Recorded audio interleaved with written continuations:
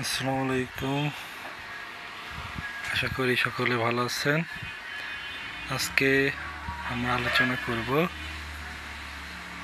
সম্মিলিত জেলা এতিমখানা সংস্থা, যেটি কিনা আমাদের এই জেলার সমস্ত এতিমখানার মনিটরিং এবং সহায়তা কার্যক্রম পরিচালনা করে। এরকম একটি সংস্থা যেখান থেকে আমরা বিভিন্ন কার্যক্রম পরিচালনা করে থাকি। সেটা হলো অসহায় এতিমদের আশ্রয় প্রকল্প। আপনাদের আশেপাশে কোনো এতিম বাচ্চার সন্ধান থাকলে আমাদেরকে জানাতে পারেন, আমরা তাদেরকে আশ্রয় দিয়ে থাকি। এতিমদের বোর্ডিং সুবিধা অর্থাৎ খাওয়া দাওয়ার যে সুবিধা সেটা আমরা প্রদান করে থাকি। এবং আপনারা এই কার্যক্রম পরিচালনায় ঈদের মধ্যে বিশেষ উপহার এবং ফিতরা এতিমদের দিতে পারেন। আমরা এখানে এতিমদের চিকিৎসা সেবা প্রদান করে থাকি, এতিমদের শিক্ষা কার্যক্রম পরিচালনা করে থাকি।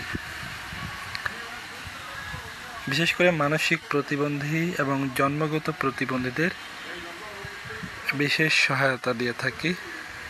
এবং এখানে এতিমদের জন্য এতিম কল্যাণ সমিতি রয়েছে।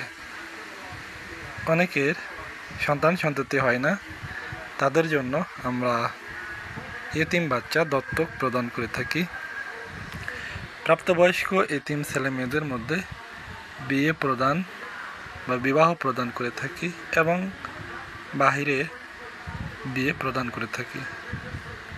মেয়েদের জন্য আলাদা এতিমখানা উদ্বোধন করে থাকি এবং কারিগরি ও ইসলামিক মাদ্রাসা পরিচালনা করা হয়।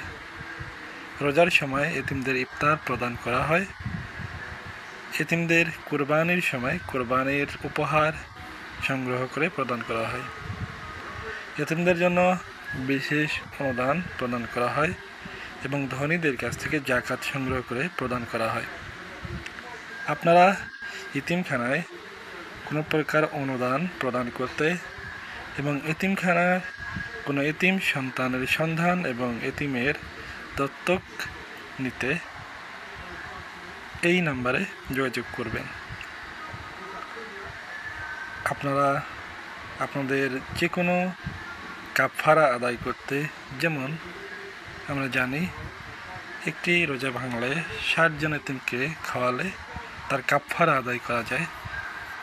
তো এরকম এতিমদের খাদ্য খাওয়ানোর জন্য আমাদের সাথে যোগাযোগ করতে পারেন এবং এতিমদের সেবা প্রদান করতে আমাদের সাথে যোগাযোগ করতে পারেন। ধন্যবাদ। আসসালামু আলাইকুম।